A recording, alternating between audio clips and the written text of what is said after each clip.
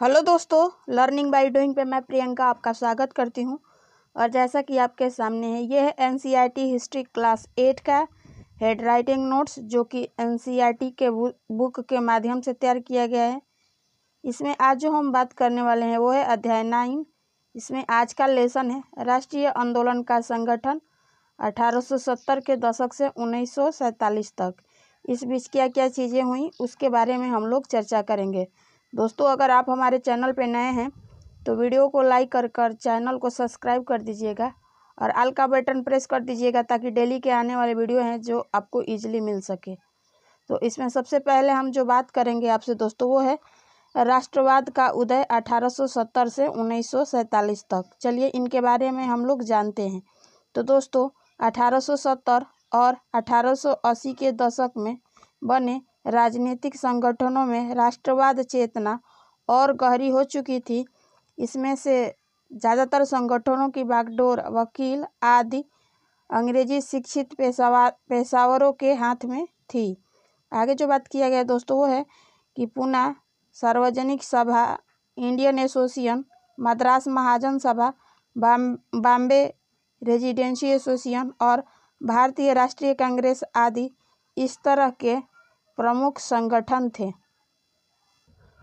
और इसमें हम आगे बात करें आपसे दोस्तों तो 1870 और 1880 के दशकों शासक के प्रति असंतोष और ज़्यादा गहरा हुआ और 1878 में आर्म्स एक्ट पारित किया गया, जिसके जरिए भारतीयों द्वारा अपने पास हथियार रखने का अधिकार छीन लिया गया। ठीक है, आगे जो बात किया गया दोस्तों वो है 1878 में वर्नाकुलर प्रेस एक्ट को भी पारित किया गया और इस कानून में प्रावधान था कि अगर किसी अखबार में कोई आपत्तिजनक चीज़ें छपती है तो सरकार प्रिंटिंग प्रेस सहित सारी संपत्ति जब्त कर लेगी। ठीक है, और इसमें आगे हम बात करें दोस्तों आपसे तो 1883 में सरकार ने इल्बर्ट बिल लागू करने का प्रयास किया और इस विधेयक में प्रावधान किया गया था कि भारतीय न्यायाधीश भी ब्रिटिश या यूरोपीय व्यक्तियों पर मुकदमा चला सकते हैं। आगे जो बात किया गया दोस्तों वो है कि अंग्रेजों के विरोध की वजह से सरकार ने यह विधेयक वापस ले लिया, जो भारतीयों ने क्या क्या विरोध किया। आगे हम बात करें आपसे, आगे जो बात किया गया दोस्तों वो है अखिल भारतीय संगठन की ज़रूरत 1880 से ही महसूस की जा रही थी, परंतु इल्बर्ट विधेयक ने इस चाह को और गहरा कर दिया। और आगे जो बात किया गया है वो है कि 1885 में देश भर के 72 प्रतिनिधियों के सेवानिवृत्त ब्रिटिश अफसर एसओ होम ने बम्बई में सभा करके भारतीय कांग्रेस की स्थापना का फैसला लिया। आगे जो बात करेंगे कि संगठन के प्रारंभिक नेता कौन कौन थे तो दादा भाई नौरोजी थे, फिरोज शाह मेहता थे, बदरुद्दीन तैयबजी थे और WC बनर्जी थे, सुरेंद्रनाथ बनर्जी थे, रोमेश चंद्र दत्त थे, एस सुब्रह्मण्य अय्यर एवं अन्य प्राय बम्बई और कलकत्ता के ही थे। आगे जो बात किया गया है कि नौरोजी व्यवसायी और प्रचारक थे। वे लंदन में रहते थे और कुछ समय के लिए ब्रिटिश संसद के सदस्य भी रहे। आगे जो बात किया गया दोस्तों कि पहले 20 सालों में कांग्रेस अपने उद्देश्य और तरीकों के लिहाज से मध्यम मार्गी पार्टी थी और उन्हें लगता था कि अंग्रेज स्वतंत्रता व न्याय आदर्श का सम्मान करते हैं, इसलिए वे भारतीयों की न्याय संगत मांगों को स्वीकार कर लेंगे। आगे जो बात किया गया वो है दोस्तों कि कांग्रेस ने मांग की कि विधान परिषदों में भारतीयों को ज़्यादा जगह दी जाए, जिन प्रांतों में परिषद नहीं है वहाँ उनका गठन किया जाए। और थोड़े से आगे चले और बात करें हम आपसे दोस्तों तो वो है कि सरकार में भारतीयों को भी ऊंचे पद दिए जाए और सिविल सेवा लंदन के साथ साथ भारत में भी परीक्षा आयोजित की जाए। भारतीयों की मांग थी कि न्यायपालिका को कार्यपालिका से अलग किया जाए और आर्म्स एक्ट को निरस्त किया जाए और अभिव्यक्ति व बोलने की स्वतंत्रता दी जाए। अब इसमें आगे हम बात करें आपसे दोस्तों कि शुरुआती सालों में कांग्रेस ने कई आर्थिक मुद्दे भी उठाए और 1890 के दशक तक बहुत सारे लोग कांग्रेस के राजनीतिक तौर तरीकों पर सवाल खड़ा करने लगे थे। और आगे है कि बंगाल में बिपिन चंद्रपाल, पंजाब में लाला लाजपत राय और महाराष्ट्र के बाल गंगाधर तिलक तीनों कांग्रेस के प्रमुख नेता थे। आगे बात करें हम आपसे दोस्तों तो उन्होंने निवेदन की कि राजनीति के लिए नरमपंथियों की आलोचना की और आत्मनिर्भरता तथा रचनात्मक कार्य राजनीतिक कामों के महत्व पर जोर दिया। ठीक है, यानी रचनात्मक कामों के महत्व पर जोर दिया। आगे बात किया गया है दोस्तों कि तिलक ने नारा दिया कि स्वतंत्रता मेरा जन्मसिद्ध अधिकार है और मैं इसे लेकर ही रहूँगा। ठीक है, आगे हम चले तो बात करें दोस्तों, आगे जो टॉपिक है वो है बंगाल विभाजन यानी स्वदेशी आंदोलन। देखते हैं इस दौरान क्या क्या परिवर्तन हुए और क्या क्या चीज़ें हुई। तो दोस्तों 1905 में वायसराय कर्जन ने बंगाल का विभाजन कर दिया। उस वक्त बंगाल ब्रिटिश सरकार का सबसे बड़ा प्रांत था। बिहार और उड़ीसा के कुछ भाग भी उस समय बंगाल का हिस्सा थे। आगे बात करें हम आपसे दोस्तों तो बंगाल के विभाजन से देश भर में गुस्से की लहर फैल गई और मध्यम मार्गी और आमूल परिवर्तनवादी कांग्रेस के सभी धड़ों ने इसका विरोध किया और विशाल जनसभाओं का आयोजन किया गया और जुलूस भी निकाले गए। और आगे बात करें हम आपसे दोस्तों तो इससे जो संघर्ष उपजा उसे स्वदेशी आंदोलन का नाम से जाना जाता है। आगे बात करें हम आपसे दोस्तों तो यह आंदोलन बंगाल में सबसे ताकतवर था, परंतु अन्य इलाकों में भी इसका भारी अनगूंज सुनाई दी। आगे है कि आंध्र के डेल्टा इलाकों में इसे वंदे मातरम आंदोलन के नाम से जाना जाता था।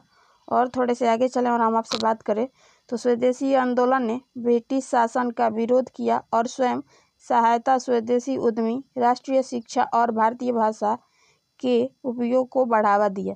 और थोड़े से आगे चले दोस्तों तो इसमें जो बात किया गया है कि कुछ लोग ब्रिटिश शासन को उखाड़ फेंकने के लिए क्रांतिकारी हिंसा के समर्थक भी थे। आगे जो टॉपिक है दोस्तों वो है मुस्लिम लीग का गठन। तो दोस्तों 1906 में मुसलमान जमींदारों और नवाबों के एक समूह ने ढाका में ऑल इंडियन मुस्लिम लीग का गठन किया और मुस्लिम लीग ने बंगाल विभाजन का समर्थन व मुसलमानों के लिए अलग निर्वाचिका की मांग की। और इसमें और हम आगे बात करें आपसे दोस्तों तो 1909 में सरकार ने यह मान ली कि परिषदों में कुछ सीटें मुसलमान उम्मीदवारों के लिए भी आरक्षित कर दी गई। और 1907 में कांग्रेस टूट गई और गर्मपंथी और नरमपंथी दो दलों में विभाजित हो गई। ठीक है, आगे बात करेंगे हम कि दिसंबर 1915 में दोनों खेमों में एक बार फिर एकता स्थापित हुआ। और थोड़े से आगे चले और हम आपसे बात करें दोस्तों तो वो है कि 1916 में कांग्रेस और मुस्लिम लीग के बीच ऐतिहासिक लखनऊ समझौता पर दस्तखत हुए और दोनों संगठनों ने देश के प्रतिनिधिक सरकार के गठन के लिए मिलकर काम करने का फैसला लिया। आगे जो टॉपिक है दोस्तों वो है जन राष्ट्रवाद का उदय।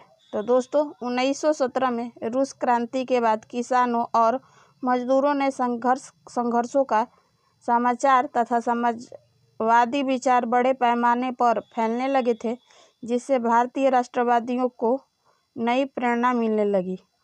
आगे जो बात किया गया है दोस्तों वो है कि 1919 के बाद अंग्रेजों के खिलाफ चल रहा संघर्ष धीरे धीरे एक आंदोलन में तब्दील होने लगा। किसान, आदिवासी, विद्यार्थी और महिलाएं बड़ी संख्या में इस आंदोलन से जुड़ते गए। आगे जो टॉपिक है दोस्तों वो है महात्मा गांधी का आगमन। तो दोस्तों गांधी जी 46 वर्ष की उम्र में 1915 में दक्षिण अफ्रीका से भारत लौटे थे और वे वहां पर नस्ल भेदी पाबंदियों के खिलाफ अहिंसक आंदोलन चला रहे थे और अंतर्राष्ट्रीय स्तर पर उनकी अच्छी मान्यता थी और लोग उनका आदर करते थे। आगे जो है दोस्तों आपके सामने वो है नोट क्या है कि नाटाल कांग्रेस। तो ये क्या था तो डबरन साउथ अफ्रीका का 1895 में महात्मा गांधी ने भारतीयों के साथ हो रहे भेदभाव के रूप में किया और महात्मा गांधी ने पहले साल पूरे भारत का दौरा किया और महात्मा गांधी शुरुआती प्रयास में चंपारण, खेड़ा और अहमदाबाद के स्थानीय आंदोलन के रूप में सामने आए। आगे जो हम बात करेंगे दोस्तों वो है कि इन आंदोलनों के माध्यम से उनका यानी राजेंद्र प्रसाद वल्लभ भाई पटेल से परिचय हुआ। इन्हीं आंदोलनों के दौरान कौन से आंदोलन, तो चंपारण, खेड़ा और अहमदाबाद के आंदोलन के दौरान ही महात्मा गांधी का जो परिचय राजेंद्र प्रसाद और वल्लभ भाई पटेल से हुआ था। आगे बात करें 1918 में अहमदाबाद में उन्होंने मिल मजदूरों की हड़ताल का सफलतापूर्वक नेतृत्व किया। आगे जो है दोस्तों टॉपिक वो है रॉलेट सत्याग्रह। ये क्या है, तो दोस्तों 1919 में गांधी जी ने अंग्रेजों द्वारा पारित किए गए रॉलेट एक्ट के खिलाफ सत्याग्रह का आह्वान किया और महात्मा गांधी, मोहम्मद अली जिन्ना और नेताओं ने इस कानून को शैतान की करतूत और निरंकुशवादी बताया। अब हम इसमें आगे बात करें दोस्तों कि गांधी जी ने कानून का विरोध करने के लिए 6 अप्रैल 1919 को अहिंसक विरोध दिवस के रूप में अपमान या याचिका दिवस के रूप में मनाया। और आगे है कि रॉलेट सत्याग्रह ब्रिटिश सरकार के खिलाफ भारतीयों का संघर्ष था। और आगे जो हम बात करेंगे दोस्तों वो है कि बैसाखी यानी 13 अप्रैल के दिन अमृतसर में जनरल डायर द्वारा जलियांवाला बाग में किया गया हत्याकांड इसी दमन का हिस्सा था। आगे जो बात किया गया दोस्तों वो है कि इस जनसंहार पर रविंद्रनाथ टैगोर ने अपनी पीड़ा और गुस्सा जताते हुए नाइटहुड की उपाधि वापस लौटा दी। नाइटहुड की उपाधि क्या होती थी दोस्तों, तो दोस्तों ब्रिटिश राजा या रानी की तरफ से किसी व्यक्ति को अप्रतिम व्यक्तिगत सफलताओं या जनसेवा के लिए दी जाने वाली उपाधि होती थी। ठीक है, आगे जो हम बात करने वाले हैं दोस्तों वो है खिलाफत आंदोलन और असहयोग आंदोलन के बारे में। तो दोस्तों 1920 में अंग्रेजों ने तुर्की के सुल्तान यानी खलीफाओं पर बहुत सख्त संधि थोप दी थी।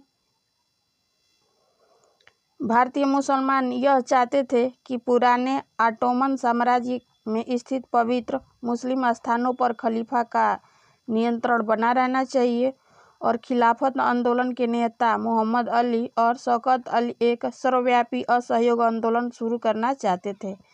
आगे जो बात किया गया दोस्तों वो है कि गांधी जी ने उनके आह्वान पर समर्थन किया और कांग्रेस के आह्वान किया कि वह पंजाब में अत्याचारों जो जलियांवाला बाग हत्याकांड और खिलाफत के मामले में हुए अत्याचार के विरुद्ध मिलकर अभियान चलाएं और स्वराज की मांग करें। आगे जो बात किया गया दोस्तों वो है 1921 से 22 के दौरान असहयोग आंदोलन और गति मिली और हजारों विद्यार्थियों ने सरकारी स्कूल कॉलेज छोड़ दिए। आगे जो बात किया गया वो है कि मोतीलाल नेहरू, सी आर दास, सी राजगोपालाचारी और आसफ अली जैसे बहुत सारे वकीलों ने वकालत भी छोड़ दी। अब आगे हम आपसे बात करें दोस्तों तो अंग्रेजों द्वारा दी गई उपाधियों को वापस लौटा दिया गया और विधानमंडलों का बहिष्कार किया गया और जगह जगह लोगों ने विदेशी कपड़ों की होली जलाई और 1920 से 22 के बीच विदेशी कपड़ों के आयात में भारी गिरावट आई। आगे बात करें हम आपसे दोस्तों तो विभिन्न वर्गों और समूहों ने गांधी जी के आह्वान से अपने अपने हिसाब से अर्थ निकाले और सभी जगह लोगों ने अपने आंदोलन को स्थानीय मुद्दे के साथ जोड़कर आगे बढ़ाया। और आगे जो बात किया गया दोस्तों वो है फरवरी 1922 में जब किसानों की एक भीड़ ने चौरी चौरा पुलिस थाने पर हमला कर उसे जला दिया तो गांधी जी ने अचानक असहयोग आंदोलन वापस ले लिया। ठीक है, तो दोस्तों आज की वीडियो यहीं तक, इसका हम सेकेंड पार्ट भी लेके आएंगे।